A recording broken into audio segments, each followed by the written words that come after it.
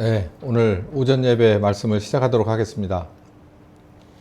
한국교회를 반추하다 오늘 세 번째 시간이고, 오늘 주로 나눌 말씀은 사탄이 가라지를 심었다. 이제 그 중에서 이제 좀 구체적으로 들어가서 해외에서 심었던 것, 그게 이제 우리나라로 번져 들어온 거, 요거 공부를 해보도록 하겠습니다. 아마 오후에는 이제 국내 얘기가 들어갈 텐데 점점 흥미진진해질 겁니다. 먼저 복습을 좀 해보겠습니다. 아버지의 뜻대로 안 된 한국교회, 됐어야 되는데 안 됐다는 거죠. 그러니까 문제라는 겁니다. 그러니까 문제를 딴 데서 찾으면 안 돼요. 저기 청와대 수뇌부에서 찾으면 안 됩니다. 한국교회에서 찾아야 돼요. 아버지의 뜻은 이런 식이 아니었다는 거죠. 그러면 여기 되게 쉽게 답을 찾을 수 있어요. 아버지의 뜻대로 다시 돌아가면 됩니다. 우리가 1년을 잘못 들어서 길이 왔으면 1년을 다시 돌아 나오면 되고, 10년을 잘못 갔으면 10년을 돌아 나오면 돼요. 이게 하나님의 공정입니다. 그런데 우리가 그렇게 따지면 50년도 더 넘게 잘못된 길로 갔거든요. 어떻게 해요? 하나님 공평과 정의의 그 기준에 따르면 50년을 잘못 갔으면 50년을 돌아 나와야 돼요. 그러니까 각오해야 된다는 얘기지.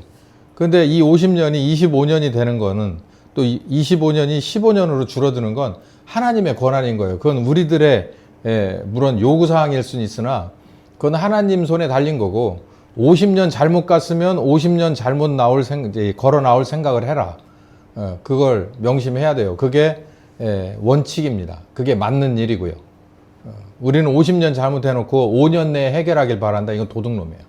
그 자체가 그 새 사람이 아닌 거예요. 틀려먹은 거예요. 이런 점에서 명심해야 될 게 있어요. 이사야 5장이 우리나라하고 딱 맞다. 제가 말씀드렸죠.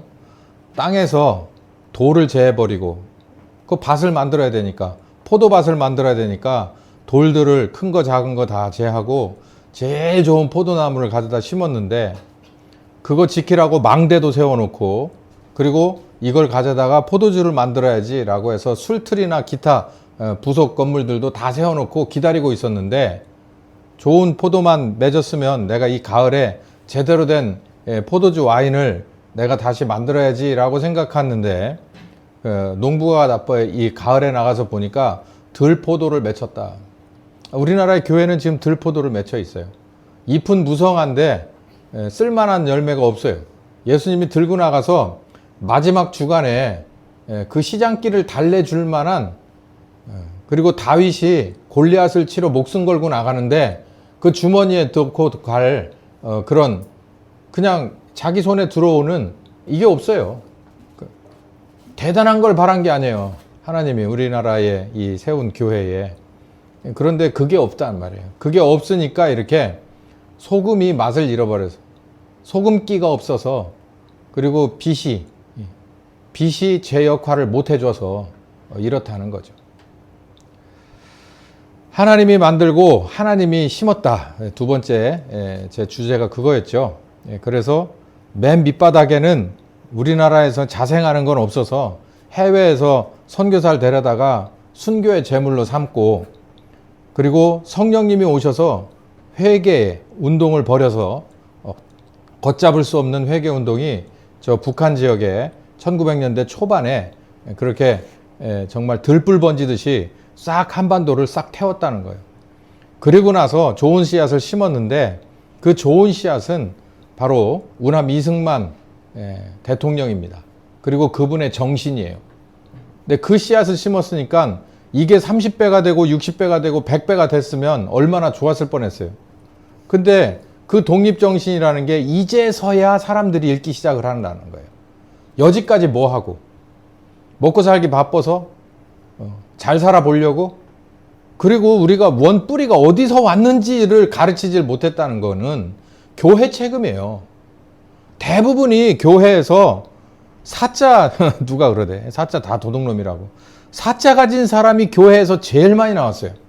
그런데 교회에서 만들어낸 사자가 자기의 근본이 어디서 왔는지를 몰라. 이 나라가 어디서부터 어떻게 시작됐는지를 몰라. 여기다 하나님이 뭘 심었는지, 도대체 뭘 가르친 거예요, 목사가. 뭘 가르쳤냐면 교회만 커지면 된다 이거예요. 네가 축복 받으면 되고 네가 죽을 병에서 낫으면 그게 하나님이 너와 함께하는 일이라는 거예요. 그것만 가르쳤기 때문에 대한민국의 교회가 이 모양 이 꼴이고 나라가 이 모양 이 꼴인 건 자명한 일이고 이렇게 안 되면 하나님의 공의가 아니지. 아직도 몰라요. 아직도.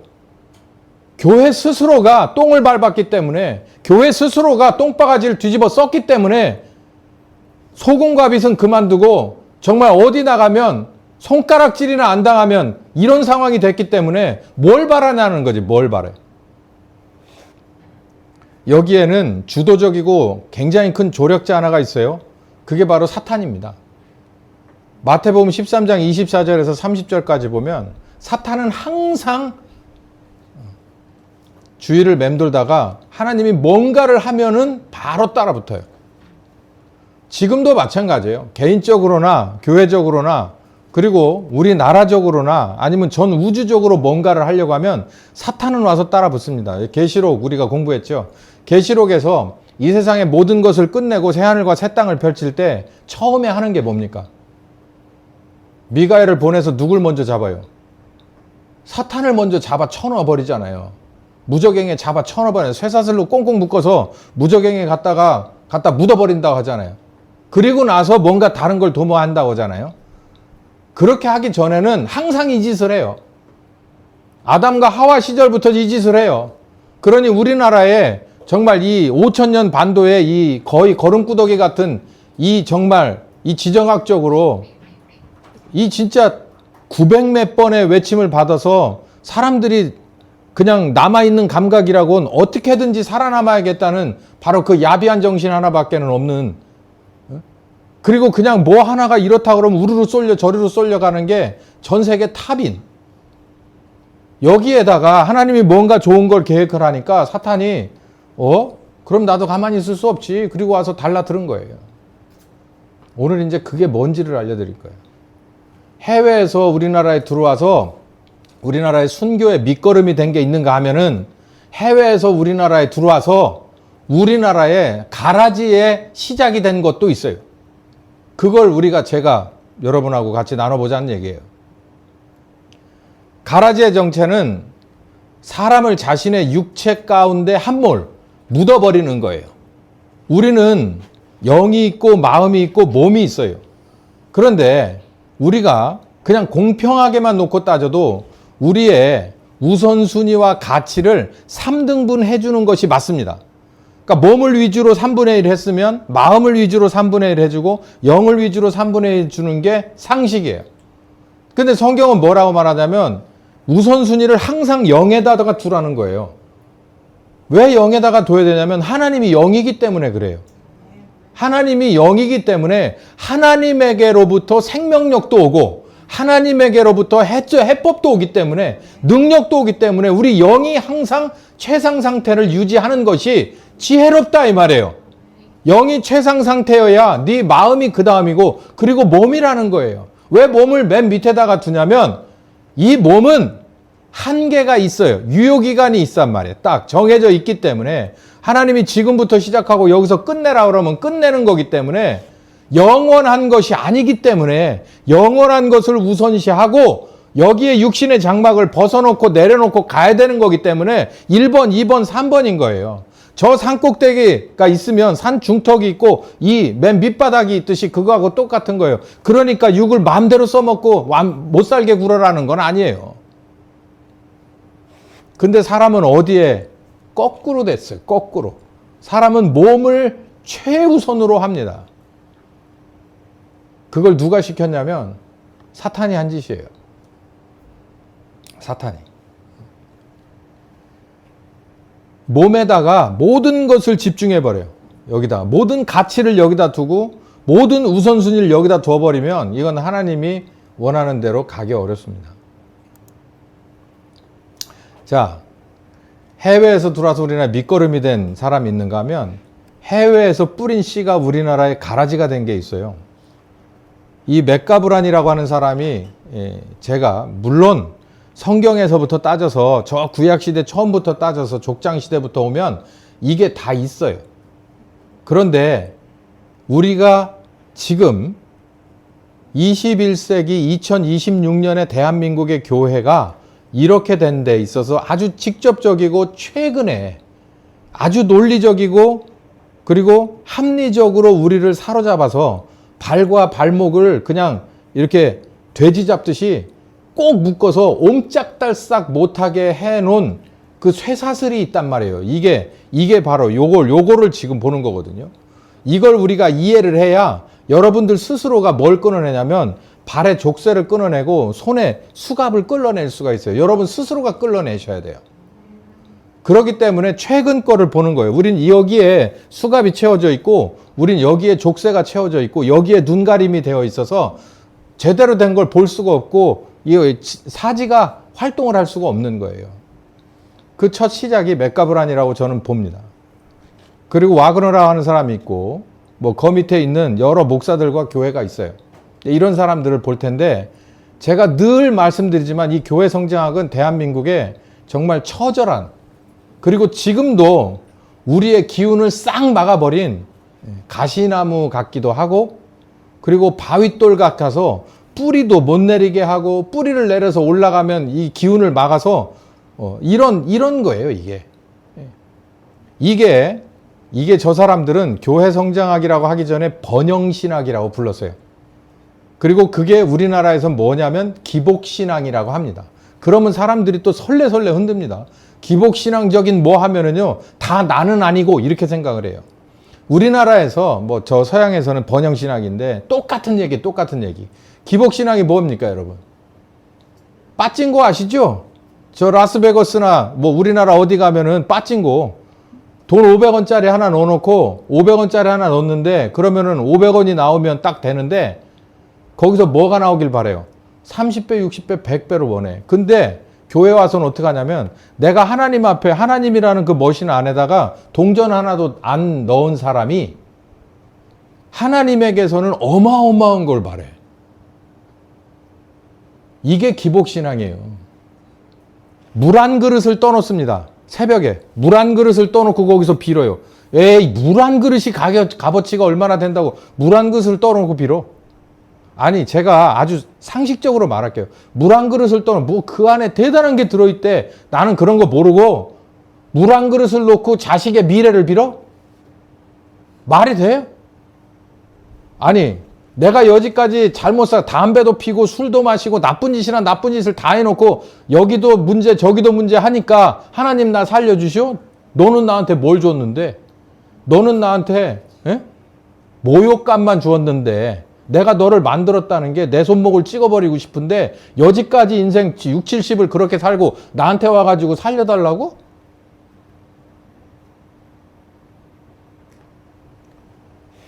여러분 한번 가만히 생각해 보세요. 이게 기복신앙이에요. 이게 기복신앙. 애새끼는 공부 더럽게도 안 했는데 서울대 보내달라고? 40일 기도하고 뭐 교회들 안 그렇습니까? 수능 때 되면 기도하잖아요.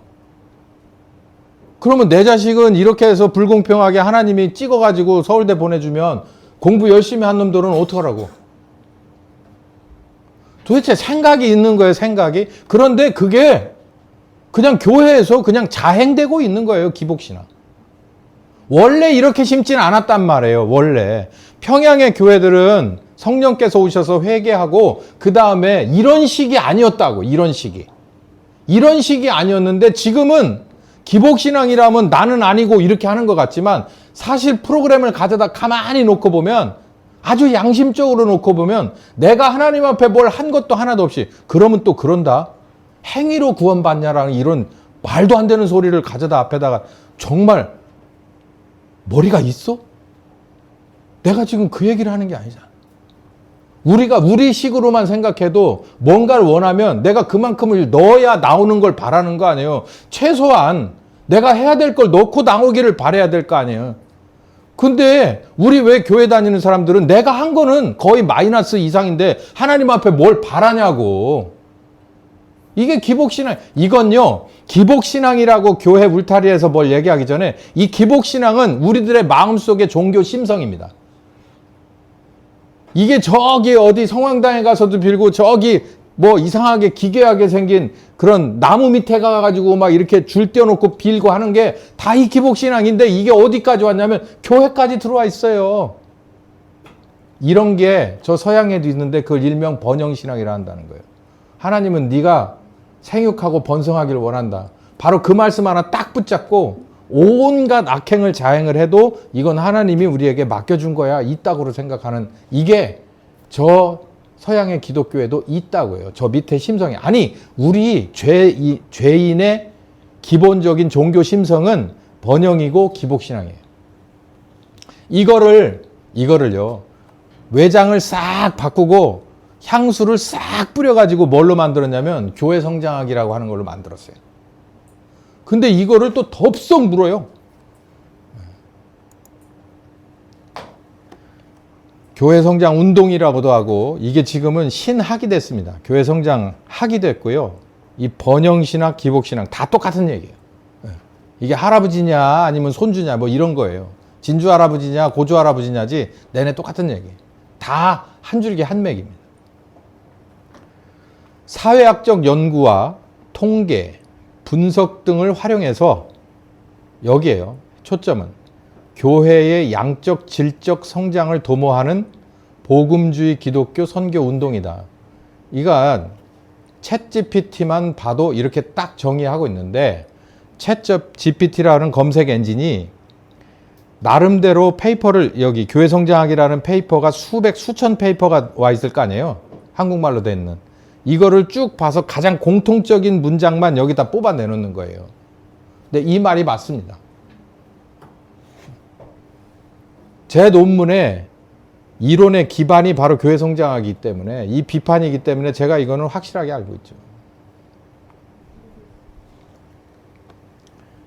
뭐든지 상관없어. 뭐든지 가지고 와서 뭐만 하면 되냐면 활용을 해갖고 교회의 양적, 질적 성장을 이루어내기만 하면 돼. 이게 교회 성장. 그러니까 제가 신정통주의 신학은 뭐라고 그랬습니까? 꽝 잡는 게 매라고 그랬죠. 다 성경에 있는 얘기 다 갖다 하고 이거를 다 오므려서 한 줄로 딱 쓰면 꽝 잡는 게 매. 좋은 말로 교회 성장학. 귀찮아요. 말이 좀 거칠고 기분 나빠? 할 수 없어. 그건 내 캐릭터야. 여기다가 뭘 더 조사를 붙이고 목적어 형용사를 붙여요. 꽝 잡는 게 맨 거지. 그러니까 교회를 키우면 된대잖아 여기. 근데 또요. 이거를 좀 더 들어가 보면 그럽니다. 이 사람들이 항변을 해요. 내가 언제 교회를 숫자만 늘리자고 했어. 내가 언제 이 교회를 막 이렇게 넓게 막 이런 짓는 것만 얘기했냐고. 양적인 것도 얘기했지만 질적인 성장도 얘기했다. 이렇게 얘기를 해요. 제가 오늘 잘근잘근 씹어주겠습니다. 20세기 중반에 도널드 맥거브런이라고 하는 선교사 집안의 어느 한 사람이 있습니다. 이 사람이 문제의식을 갖고 이걸 이어받아서 피터 와그너가 이거를 체인점을 만들었어요. 치즈 더블버거를 빅맥이라고 해가지고 만들었단 말이에요. 그래서 온 세상에다가 맥도널드를 뿌린 놈이에요. 이게 피터 와그너. 그리고 그거를 도와준 학교가 있는데 이 풀러 신학대학이에요. 이 풀러 신학대 여러분 한 번쯤 들어봤을 거예요. 모스탄이 어디 나왔어요? 미국에 신학교 많지 않아요. 나머지는 이름도 필요 없는 학교들이고 그리고 유명한 학교 다요. 대부분이 보면 제가 이렇게 이름만 들어도 저 학교는 무슨 색깔인가 이걸 알거든요. 이 풀러 신학교는 그냥 걸르면 됩니다. 걸르면 돼. 왜냐하면 이 교회 성장학의 모태가 돼준 본부예요. 본부. 우리나라는 그런 게 조금 드물고 사람들이 그거 별로 안 봐요. 그런데 미국은 이 사람이 어느 대학에서 무슨 과정을 했느냐, 특히 신학 같은 경우는 어디서 뭘 했느냐에 따라 이 사람의 그 목사의 그 신앙적인 컬러가 이쪽 왼쪽이냐 오른쪽이냐 중도냐가 확실하게 나와요. 그 학교 이름만 딱 보면 알아요. 아, 이 사람은 뭐 공부했겠구나. 이 풀러 신학이 바로 이 교회 성장학이에요. 선교학, 교회 성장학. 전도와 선교의 실효성을 강조해요. 실효성. 진짜로 뭔가 손에 잡히는 게 있어야지. 누구 손? 하나님 손? 네 손. 네 손에 뭔가 들어오는 게 있어야지. 야, 말만 그렇게 하면 뭐하냐? 뭐 손에 들어오는 게 있어야지. 이런 얘기하고 똑같은 거예요. 실용주의입니다. 신정통주의 신학 실용주의. 꽝 잡는 게 뭐예요? 맥갑을 한번 봅시다. 이 사람은 아까 말씀드린 대로 선교사 집안 출신이에요. 30년을 인도에서 선교사를 했어요. 여러분 지금의 인도를 보세요. 이 사람이 인도 사역을 하던 때는 19세기예요. 지금도 인도는 기독교인이 몇 명이나 돼요. 그때도 뭐 더 했겠죠. 인도가 원래 그렇게 따지면 어디 식민지였습니까? 영국의 식민지였죠. 영국은 성공회라서 그게 뭐 우리하고는 좀 결이 굉장히 많이 다르지만 그래도 영국은 캐톨릭 국가는 아니에요. 근데 그럼에도 불구하고 영국 식민지가 된 지 수백 년인데도 이 사람들이 교회가 없는 거. 재밌잖아요. 이런 나라가 몇 있어요. 어디입니까? 우리 옆에. 일본. 일본 가도 교회 없어요. 참 신기하잖아요. 뭐 저 북한은 원래 교회는 많았는데 저렇게 생으로 다 근사미 뿌려서 다 죽여놓은 거고, 중국도 어차피 저기는 공산주의이기 때문에 발을 못 붙이는 데고, 인도는 공산주의가 아니고 일본도 공산주의가 아닌데 선교사들이 들어오는 거에 대해서 뭐라고 하지 않는데 교회가 안 생기기로 유명한 데예요. 그러니까 여기서 3대에 걸쳐서 인도에서만 선교사를 이 양반이 한 30년 사역을 하고서 이제 거의 끄트머리에 안식년을 맞아서 자기를 돌아본 겁니다. 왜냐하면 대부분 선교사나 목사나 끄트머리에 가서 자기 그 지나왔던 걸 쓰거든요. 자서전을 쓴단 말이에요. 그러고 보니까 자기 한 게 없네. 뭘 내놓을 게 없어. 내 자서전에다가 쓸 게 없다니까. 내가 이렇게 돼서 이런 걸 해가지고 이렇게 됐습니다. 뭐 교회가 몇 개를 개척되고 교인이 몇 명이고 거기에 목사들이 몇 명 정도 신학교를 졸업을 해서 지금 활동하고 있는 목사 몇 명, 전도사 몇 명, 뭐 이런 게 없는 거야. 그래서 이 사람이 아주 근심스러워가지고 고민하다가 자기 스스로를 반성하며 뭘 발견하게 되냐면 이걸 발견한 거예요. 추수의 신학이에요. 아, 우리가 선교사로 여기 와 파송받아서 할 일은 추수를 해야 되는구나. 추수. 그러니까 이게 틀린 말은 아니에요. 마태복음 9장에 없다는 얘기가 아니에요. 추수라고 하는 얘기가 없는데 이 사람이 했다는 걸 제가 비방을 하는 게 아니라 여기 다 있는 얘기를 하는데 보는 각도와 해석의 차이란 말이에요. 추수해야겠구나. 오케이. 잃은 양을 찾아야겠구나. 오케이. 누가 아니래? 하나님은 죄인을 구원하기 위한 것이 최고의 목표로 하신다라고 하는 것 오케이. 땅끝까지 전도한 초대교회를 본받자 오케이. 그러니까 어떡하자고. 그래서 이 사람이 어떻게 했냐면 이런 거 원리를 발견해냅니다. 그러니까 여기서 보면 이런 게 나오는데요. 여러분도 이제는 이 단에 선 사람들에 대해서 좀 읽어낼 줄 아셔야 돼요. 대부분 우리나라 교회는 여기하고 여기 차이가 엄청나게 많아요. 그래서 여기에 올라와 있는 사람들은 그냥 무조건 믿고 따르고 뭐 별로 그렇게 크게 생각하지 않아. 근데 서로 간에 이렇게 대립되는 교회도 뭐에 대해서는 신경 쓰지 않냐면 대부분 뭐 때문에 그러냐면 돈 문제, 교회 행정 문제, 또 뭐 교회 짓는 문제, 또 뭐 아주 사소한 문제 몇 개 가지고 담임 목사하고 싸울 줄 알아, 장로들이. 그거 말고 말씀 가지고 싸우는 장로들을 보질 못했어. 견제가 안 돼, 견제가. 그냥 하잔 대로 다 해. 왜? 모르니까. 그리고 또 솔직히 알고 싶지도 않아. 그러니까 그거는 당신이 신학교에서 배웠고 당신이 알아서 즙을 짜서 우리에게 주면 그건 하는데 교회 7이상의 뭔가 앞뒤 우선상의 문제랑 가치 문제는 거기에 대해서는 대립할 생각이 있어. 이게 한국교회가 여기까지 오게 된 그 공범들입니다. 목사만 잘못은 아니에요. 여기 가만히 보세요. 여기서 자기를 스스로를 반성을 하고 오늘 우리 말씀이 뭐예요? 한국교회를 뭐 하자는 거예요? 반추하자는 얘기죠. 반성해보자는 얘기잖아요. 반성을 하면 성경 말씀에서 이렇게 기준이 돼서 보게 됩니다. 이 사람도 그렇게 한 거예요. 그 여기서부터 보세요. 여기서부터 뭔가 하나 원리를 발견하는데 이 원리는 내가 앞으로 어떻게 생활하겠다, 어떻게 목회하겠다, 선교하겠다라고 하는 세부적인 지침이에요. 이게 중요하단 말이에요. 이거를 이렇게 딱 해서 한 5가지를 딱 만들어 놓는데 이걸 만들어 놓은 게 완전히 이게 아주 비성경적입니다. 성경적인 걸 가지고 시작해서 이런 걸 만들어낼 수가 있냐는 거예요. 봐요. 동일 집단 원리. 이게 뭐냐면 쉽게 말해서 끼리끼리 모일 수 있는 여건을 만들어 주라. 우리는 다 한국말을 쓰잖아요. 시골 가면 그 안 그럴 수도 있는데 뭐 저런 미국 같은 나라는 말할 것 없이 뭐 여기에 색깔 다 있는 데 있죠. 이게 혼합 색깔이 다 들어있는 교회 거의 없습니다. 가보면. 하얀 거는 하얀 것끼리 모이는 교회고 검은 건 검은 것끼리 모이고 우리 같은 색깔도 대부분 그 우리 같은 색깔도 여러 종이잖아요. 그런 한인교회가 있는 거예요. 한인교회가. 그러면서 우리 같은 얼굴을 가지고 백인교회 가거나 흑인교회 가면 그쪽에서도 이상하게 보고 그리고 우리끼리도 거기를 어떻게 가냐 이래요.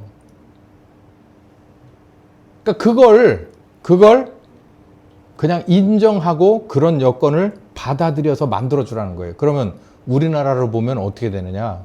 미국 같은 나라는 피부색이죠. 근데 우리나라는 생각하는 그런 가치관을 따라서 움직이는 거예요. 그러니까 예를 들면 나이가 드신 분들이나 이런 소위 말해서 꼰대 그룹은 꼰대 그룹끼리 모여주는 거예요. 그리고 20, 30대 있는 애들은 그 정도에 있는 애들은 그렇게 또 모이게 해주는 거예요. 여기서 뭐가 문제가 발생할까요? 그냥 딱 한 가지가 나오죠. 그러면 서로 찢어놓을 줄만 알았지 합은 안 되잖아. 합은 어떻게 할 건데? 이거 성경적이지 않아요. 성경에 어디 이런 게 있나 모르겠어요. 이거 성경적인 근거는 없어요. 자, 2번째.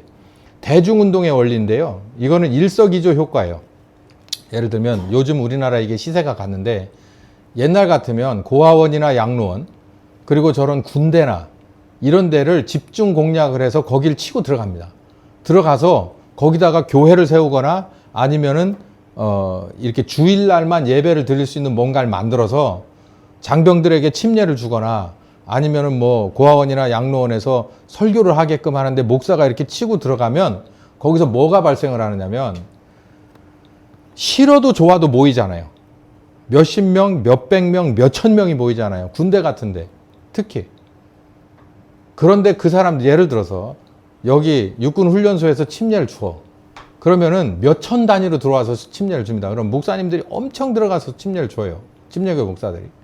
침례를 주면 그게 전부 다 뭘로 들어가냐, 뭘로 보고가 되냐면 침례 받은 사람들로 보고가 돼요.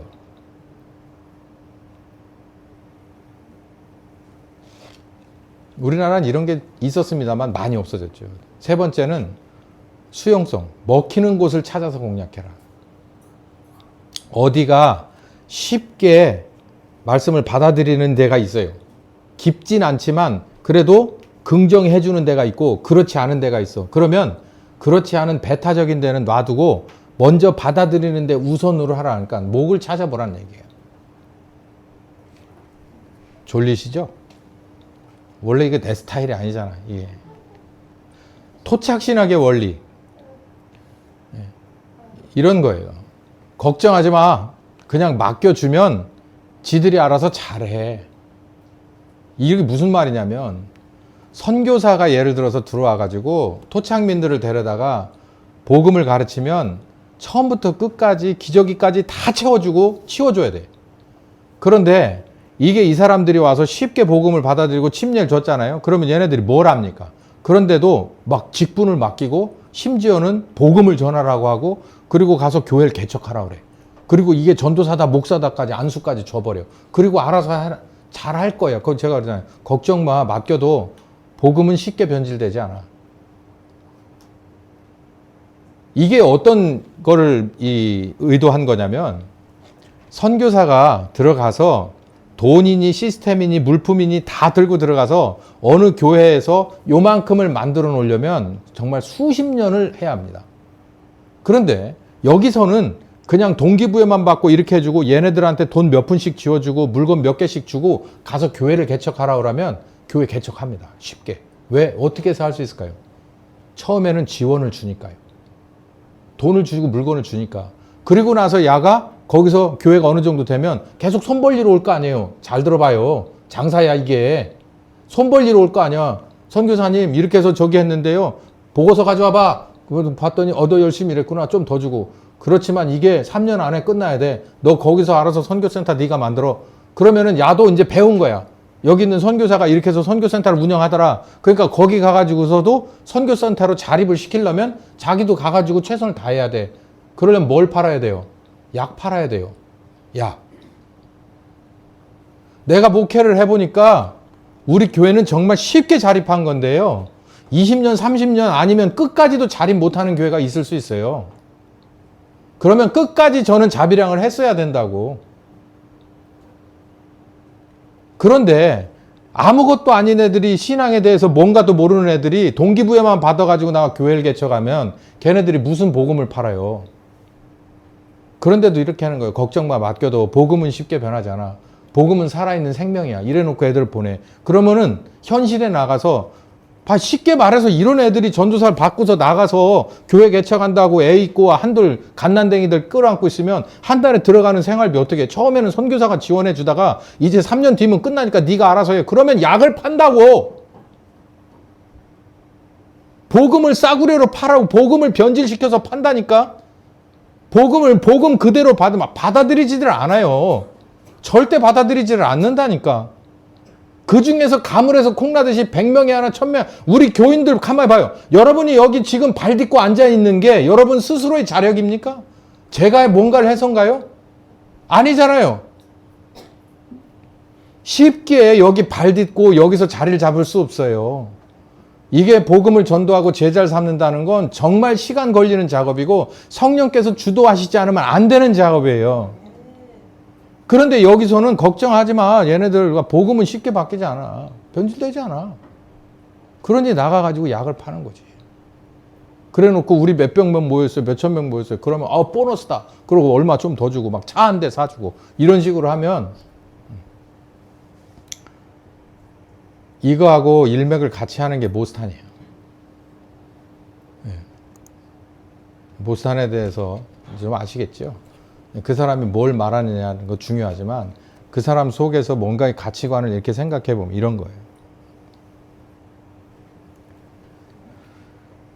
뭐 전략은 이런 많은데 반만 떨어지니까 넘어가고 좀 심각해집니다. 이제는 이제 이걸 치즈버거를 더블 치즈버거를 빅맥으로 만들어서 파는 피터 와그너 얘기예요. 스승인 맥가브론의 이론을 이거 아이템 괜찮네. 예. 교회 양적 질적 성장을 극대화하기 위해 사회학적 전략 연례를 적용한 사람인데 그냥 프랜차이즈를 만든 거예요. 그러니까 교본을 만들고 그리고 어디 플러 신학교라는 신학교에서 근거지로 삼아서 이제 여러 학교를 거쳐서 효과가 있으니까 플러 신학교라는 그 큰 학교에서 선교학으로 정통적인 학교에서 노선을 버려요. 전통적인 선교는 이런 게 아니거든. 파송하고 죽음을 각오하고 희생을 각오하고 30년이든 40년이든 한 교회와 그리고 제자를 삼는 것을 목적, 이게 선교의 원리를 다 버려버리고 이 사람이 말한 이 원리를 받아들인 플러 신학교에서 이 사람이 자리를 잡으면서 핵심 성장 원리를 나름대로 이렇게 업그레이드를 합니다. 첫 번째, 은사 중심의 목회. 목사는 그 교회를 은사 중심으로 목회를 해야 되는데 이 은사가 여러 종류의 은사가 있을 수 있어요. 은사라는 단어는 무슨 얘기냐면 평범한 사람들과 비슷한 걸 은사라고 하지 않아요. 뭔가 용 빼는 재주가 있는 뭐 하나예요. 그 사람만 가지고 있는 특별함인 거예요. 그러니까 목사는 이 교인들이 가지고 있지 못한 특별한 것을 최소한 한두 개는 가지고 있어야 돼. 최소한 노래라도 잘 불러야 돼. 뭐 이런 식인 거예요. 그렇지 않으면 안 돼. 그러면 뭐냐? 목사로 나가려면 이런 거 하나씩은 특기 장기를 가지고 있어야 돼. 그게 영적인 거든 인간적인 거든. 목회자는 리더십이, 이거 똑같은 맥락이에요. 목회자는 리더십이 있어야 돼. 예, 뚜렷한 은사를 가지고 아주 역동적으로 힘차게 지도하고 끌어 당길 수 있는 뭔가가 있어야 된다는 거예요. 그러면 여러분 딱 생각나는 게 뭡니까? 이쯤 되면 연기자잖아요. 연기자. 그러고 보니 큰 교회, 웬만큼 큰 교회들, 여기 한국이야 뭐 좀 다 그렇지만 저 미국 같은 나라에서 큰 교회 목사들은요 거의 연기자예요. 이따 말하겠지만 닉 워렌이나 또 뭐 저 슐러, 로버트 슐러라든가 뭐 저기 조엘 오스틴 같은 사람은 완전히 이 사람들은요 정치인보다도 훨씬, 그러니까 연기자보다도 더 저기 한 연기자들이에요. 여기다 이렇게 달고, 예. 그리고 막 이렇게 뛰어다니면서 막 하고, 막 저 밑에까지. 그리고 청바지에다가 위에 저기 있고, 흑인들은 막 그 블링블링한 거 있잖아. 막 은갈치.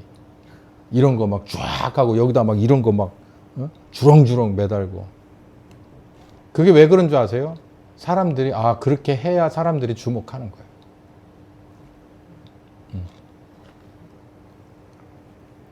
그렇게 하라고 가르쳤어요, 이 사람이. 그러니까 우리나라는 그래도 이렇게 하기까지는 좀 그런데 그런 사람들이 혹시 있나 모르겠어요. 어쨌든 미국 같지는 않아요, 우리나라. 거기 완전 진짜 대놓고 그래. 동질 집단 원리는 아까 말씀드린 대로 문화적인 사회적 배경으로 비슷한 사람들끼리 모이라는 거예요.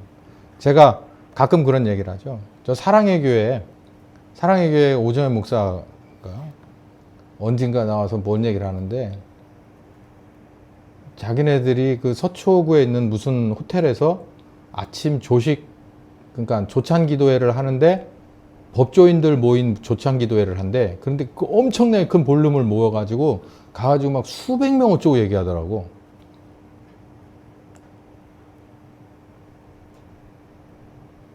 제가 그 얘기를 듣고 정말 아찔했습니다. 그런 걸 말하는 거예요. 이 큰 교회는 다 그렇게 하는구나. 아침 조찬기도회 하면 그 법조인들 저기 하면 하면 그런 사람들끼리 모이고, 또 이제 무슨 뭐 사업하는 사람들 하면 사업하는 사람들끼리 이렇게 해서 다 모이고. 나쁘다고 말하고 싶지는 않은데 어떻게 합을 이룰 거냐.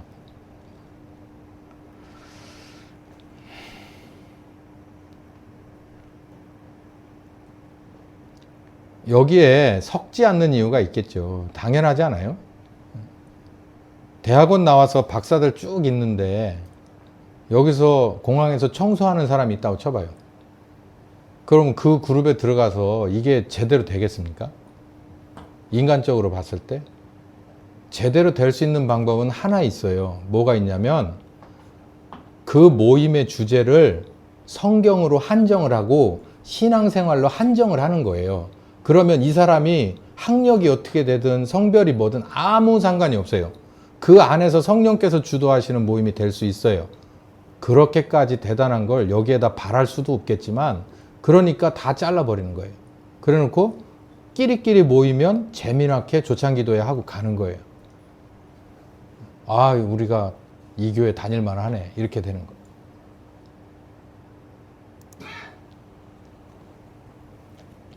성장하는 교회는 한 7가지 뭔가가 있어야 된대요. 목회자는 연예인 수준이어야 한다.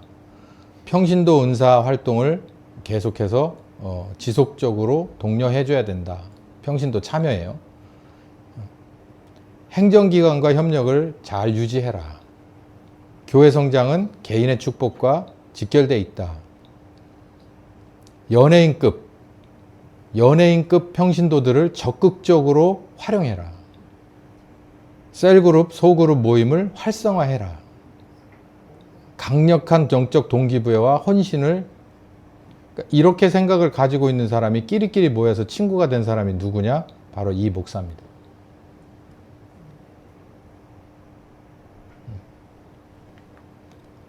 이 교회가, 저는 딴 걸 보고 싶지 않은데 열매를 보면 그 과정이 궁금하거든요. 근데 친구를 보면은 그 사람을 보인다잖아요. 근데 이 둘이 친구예요. 단짝이에요. 지금 여의도 순복음교회 완전히 돌 위에 돌 하나도 안 남았잖아요. 이렇구나. 이 피터 와그너라는 사람은 여기서 그치지 않았어요. 이 성장 동력이 끊길 때쯤 돼가지고 신사도 운동 쪽으로 갔습니다. 신사도 운동은 이런 거예요. 성경시대의 사도와 선지자 직분이 지금도 그대로 있다고 믿는 사람이에요. 그래서 성령운동과 선교운동에 똑같이 적용을 하는 겁니다. 이 사람들의 주장이 어떤 특징을 가지고 있느냐면 영적 도회와 땅밟기 한 번쯤 들어봤죠. 땅밟기 하는 사람들 주로 많은데 영적 도회하는 거, 지역 귀신 운운하는 사람들, 영적 전쟁, 선교 전략 이런 얘기 하는 사람들, 성령의 초자연적인 은사, 표적 전면적으로 수용합니다. 예를 들면 금가루 이야기, 여기 이빨이 뭐 하는 이야기 이런 거 들어보셨죠? 상식적으로 말이 안 되나 그 교회 가면 꿀썩꿀썩 모여 있습니다. 이런 얘기 믿을 것 같지 않은 사람들 거기 많이 있어요. 이걸로 간 사람이 이 피터 와그너예요. 이거 우리나라에도 들어와 있어요. 요 가까운 교회도 있어요. 원내동. 거기 갔었지. 자네. 내가 그랬잖아요. 자면 말씀 안 들리는 거라고. 종교, 경제, 정치, 교육, 미디어, 예술, 가정 7대 영역을 크리스탄이 완전히 정복해야 된다. 이 말 좋은 말 같지만 어떻게 정복을 해야 되느냐라고 하는 방법론이 왕의 이런 거 들어보셨어요? 왕의 정치, 왕의 금고 뭐 이런 거 들어보셨어요? 우리 교회만 다니면 이런 거 들을 이유가 없지. 주변에 한번 이렇게 안테나를 펴보세요.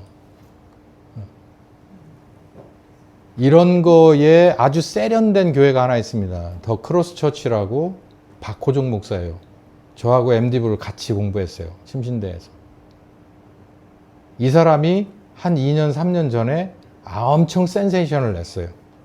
신사도적이라고 비판도 많이 받았고 자칫하면 이당 정제까지 갈 뻔했어요. 이 사람이 침례교 신문 사장입니다. 지금 제가 신문사를 침례교 신문을 보내줘서 보는데 그렇게 가고 있더라고. 뭐 그렇지, 원래 그런 거지. 그러고 그냥 쓴웃음을 짓고 말았어요. 그래요. 지금 우리나라 교계가 그런 식이라고. 로버트 슐러라고 하는 사람, 이미 이 사람은 죽었는데요. 이 사람은 뭘 가지고 평생 목회한 사람이냐면 가능성 사고, 긍정적인 실용 목회.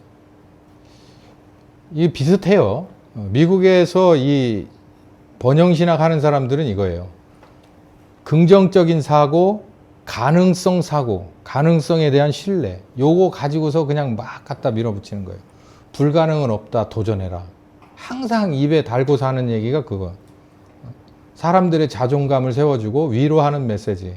괜찮다. 실패도 괜찮다. 그러나 불가능하지 않니? 다시 도전해봐라. 이건 교회 성경에만 있는 얘기는 아니죠. 자동차 극장 예배나 TV 방송 사역. 이 사람은 TV 방송 사역을 처음으로 미국에서 시작한 사람이에요. 이 사람 시간이 있어가지고 이게 아주 굉장히 요즘처럼 인터넷 유튜브 시대가 아닐 때는 아주 굉장했다고 그럽니다. 뭐 이 시대에 제가 미국에 살아보진 않아서 모르겠지만, 그러니까 이런 분이 몇 분 있죠. 우리나라에서도 옛날에 조용기 목사님이 그렇게 TV 나와가지고 설교하는 시간이 있었어요. 그리고 또 우리 교단의 장경동 이 양반은 거의 연예인 수준이잖아. 인간극장에도 나왔었어.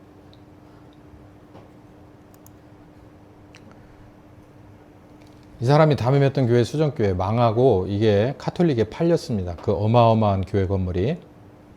건물은 교회가 아니에요. 절대 아닙니다, 여러분. 건물은 건물이에요. 1만 장 이상의 직사각형 유리로 만들어서 독특한 유리궁전 형태를 만들었습니다. 한번 여러분들 다 전화해 가졌으니까 크리스탈 처치 해가지고 이미지 검색해 보세요. 대단합니다. 지금 봐도 끝내줘요. TV 나와서 권능의 시간이라는 것을 인도해서 TV 설교에 아주 첫 시작을 놓았던 분이죠. 어마어마하게 교회 성장했어요. 당시에 테레비 시대가 있고 지금 인터넷 시대, 유튜브 시대잖아요. 테레비 시대에 테레비를 주름 잡았던 그것으로 완전히 한 시대를 풍미했던 교회로 막 몰려든 거예요. 이 사람이 세웠던 교회가 오렌지 카운티 근처입니다. 남가주. 그럼 우리나라로 어디쯤 될까? 강남쯤 됩니다. 거기다 세운 거예요. 우리 강남에 지금 큰 교회들 잔뜩 있잖아. 뭐 사랑의 교회니 뭐니. 그러다가 가족 간의 갈등이 일어나고 세습에 관한 문제가 발생하면서 결국은 망해서 카톨릭에게 팔리고 부도가 났습니다. 부도 났고 망해서 팔렸어요. 번영신학 쫓아가던 사람 중에 조엘 오스틴이 있어요. 이 사람은 아직도 잘하고 있겠죠. 이 교회는 제가 가봤습니다. 휴스턴 레이크우드 처치인데 이 사람은 긍정의 힘이라는 책을 써가지고 아주 정말 어마어마한 베스트셀러가 됐죠. 여러분들 한 번쯤은 들어봤을 제목이고 어쩌면 책꽂이에 한두 권쯤은 있을 수도 있어요. 우리는 그냥 무비판적으로 받아들이기 때문에 저는 이 제목 보고도 이건 굉장히 비성경적이고 그렇다고 얘기했어요. 애초부터. 이 교회를 가보고 확신을 했어요. 이 교회는 제가 가봤으니까 휴스턴에 있는 어느 스테디움 하나를 그게 무슨 뭐 농구 뭐 한대나 어마어마하게 커요. 진짜 어마어마하게 크고 그거를 리모델링 해가지고 얘네 교회를 써요. 그러니까 진짜 이렇게 막 밑에서 올라옵니다. 목사님이 등장을 하는데 밑에서 싹 올라와요. 준비 찬송 한 30분 막 부르잖아요. 그러면 막 밑에서 쭉 올라와요, 목사님이. 아니면 막 저 위에서 막 뛰어내려오든지.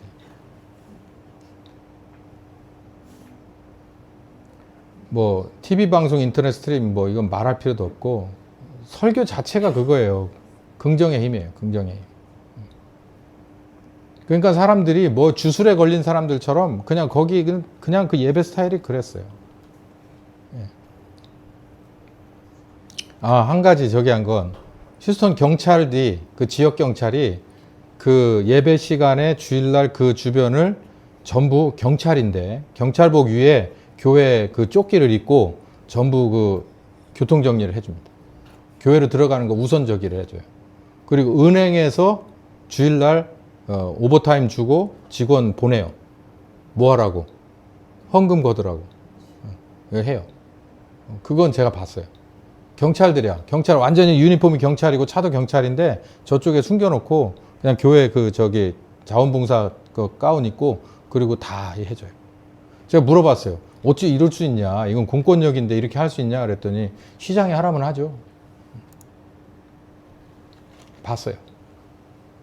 이 리거렌 목사는 제가 왜 넣냐면 조엘 오스틴에 비해서는 그나마 난 사람인데 이 사람이 2007년에 우리나라에서 어게인 1907이라는 프로그램을 했었어요. 벌써 한 10년 전 얘기인데 여러분 기억나시는 분이 없을 거예요. 제가 그때 2007년, 20년 전이네. 20년 전이다. 제가 2007년에 이 프로를 할 때 저 혼자 막 그래서 제 아내한테 굉장히 좋지 않은 소리도 들었습니다. 왜 테레비 보고 화를 내느냐고. 근데 그때 이 사람이 강사로 초빙을 받았고 그 어게인 1907을 2007년에 주관했던 목사가 누구냐면 그 사랑의 교회 오정현 목사였었어요. 오정현 목사가 목회자 교체. 오카는 목사님 다음 후계자로 와가지고 교체된 지 불과 몇 년 사이에 이거를 주도해서 했어요. 이 어게인 1907을 2007년도에. 그래서 데리고 온 목사가 이 리고렌 목사예요. 제가 그걸 봐서 제가 그걸 보고 머릿속이 뒤엉켜가지고 제가 최소한 오카는 목사님에 대한 그 조그만의 뭔가가 있었거든요. 근데 이게 완전히 깨져버린 거예요. 그러니까 이분은 성경 공부에 대한 뭔가 있고 저도 성경 공부를 좋아하니까 그런 면에서 굉장히 존경했던 부분이 있다고요. 그런데 이분이 후계자를 세우고 후계자가 와서 이렇게 하는 걸 보고 나서 야, 오카는 목사가 저기서 저걸 제어를 하지 못한다면 참 저 사람은 뭐냐 이런 생각을 했던 거예요. 그래서 우리나라의 성경 공부도 다 틀려버린 성경 공부구나. 저런 분이 교재를 아무리 좋게 만들어봐야 무슨 소용이 있어요. 그분이 무슨 제자 교육을 뭐 몇백 회를 해가지고 몇천 몇만 명을 내놨으면 자기하고 똑같은 사람 만들어놨을 거 아니에요. 제가 이걸 보고 깜짝 놀랐어요. 이 사람의 그 성장 원리는 뭐냐면 건강한 교회입니다. 건강한 교회. 건강한 교회고, 그리고 이 사람은 셀그룹으로 유명해요. 다 셀그룹 비슷한 모임을 하는데, 우리나라의 구역이죠. 셀그룹과 비슷한 걸 하는데 이 사람은 유독히 셀그룹을 엄청나게 강조를 해요. 그러니까 이거하고 비슷한 게 이게 가정교회, 휴스턴 서울침례교회 최영기 목사, 지금은 이 사람 이제 은퇴했겠죠. 이 가정교회하고 이거하고 저는 같다고 보는데, 제 지도 교수는 전혀 다르다고 또 얘기를 해요. 또 이분들도 다르다고 얘기하는데 제가 이렇게 삼자로 봤을 땐 틀린 게 하나도 없어요. 큰 맥에서 뭐 단어들만 몇 개 틀릴 뿐이지 다 똑같아. 이거에 아주 완벽하게 이 문제점이 뭐냐면은 여기에서 예수 그리스도가 드러나는 게 아니에요. 셀그룹 모임 안에서 예수 그리스도가 드러나는 건 이론일 뿐이고, 실제로 가면 뭐가 되냐면 그 사람들의 친목 모임이 돼요. 이렇게 얘기해요. 셀그룹 모임에서 마음을 터놓고 내가 신앙생활 하면서 일주일 동안 이런 문제가 있었어요 라는 걸 얘기하라는 거예요. 돼요? 제가 목회를 해보니까 있죠. 저 나름대로 그 교인들을 아주 오픈하는 범위 안에서 제가 아주 깊게 이렇게 다뤄주는 목사라고 전 자부하는데요. 그런데 여기서 이 모임에서 그렇게 자기를 오픈을 거기까지 할 수 있지 않을 거고요. 두 번째, 그거를 지도할 수 있을 만한 목장이니 목녀가 됩니까? 그것도 문제가 있어요. 그러니까 이론적으로는 돼요. 됐다 치고 이 그룹, 이 시스템이 좋지 않아 라고 하는 건 다 만들어 볼 수 있단 말이에요. 그런데 현실에 들어가서는 정말 그렇게 안 된다니까. 그런데 사람들은 뭘 보고 하느냐면, 내가 셀그룹 안에서 내가 신앙생활을 이렇게 해서 이렇게까지 내가 열매를 더 깊게 맺어 간다라고 하는 것보다는 그냥 그 모임이 좋은 거예요. 그 모임이 좋아서 가는 거야. 그렇게 만들어 주는 거예요. 그렇게 해서라도 교회 오면 어디야? 이렇게 되는 거예요. 네, 지루하셨죠? 여기까지 제 PPT가 끝났습니다. 이런 일이 어디서 있었다고요? 우리나라 안에서 있는 게 아니라 어디서 있었다고? 저 바다 건너에서. 우리가 신학교 유럽의 어느 몇몇 그리고 대부분 미국으로 가는 그 미국에서 이런 일이 벌어졌다고. 지금도 이래요. 이 사람들이 이게 또 문제라고 지금 생각하지 않아. 우리도 똑같아요. 근데 이게 저 미국하고 우리나라가 아주 큰 동맥이, 대동맥이 연결되어 있어서 중간에 체크포인트가 없이 어떤 것이든지 왔다 갔다 하는 지가 벌써 오래됐단 말이에요. 그렇기 때문에 이 신학이라고 하는 것도, 이 나름대로 교회 시스템도 그냥 무비판적으로 오르락내리락 교환된 지가 수십 년이라고요. 그러니까 우리들의 본성에는 기복주의적인 신앙과 번영신학에 대한 그런 종교적인 감성이 누구에게나 그 욕구가 다 있어요.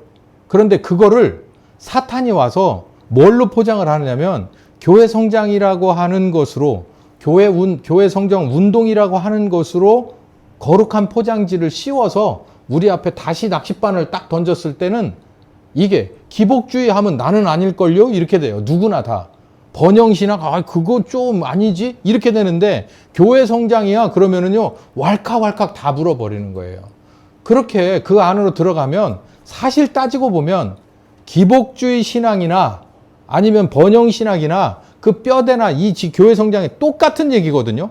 똑같은 얘기인데도 불구하고 포장지, 그러니까 제가 볼 땐 알고 있으면서도 먹는 거지. 알면서도 던져주는 거고, 알면서도 이게 기복주의하고 이런 면이 좀 있어 그러면서도 먹는 거예요. 그건 공범이죠. 사탄의 가라지 작업은 이렇게 해왔어요. 그래서 구석구석에 지금 대한민국에 저기뿐만 아니라 구석구석의 지역교회가 이거에 족쇄가 안 채워지고 수갑이 안 채워진 교회가 없다고요. 자, 우리 밥 먹고 나서는 그러면 이 대한민국은 어떤 일들이 있었느냐. 여기 미리 보기. 여기 저 양정고개 아시죠? 양정고개하고 계룡산하고 연관되어 있는데, 여기 아주 영험한 데입니다. 기도합시다.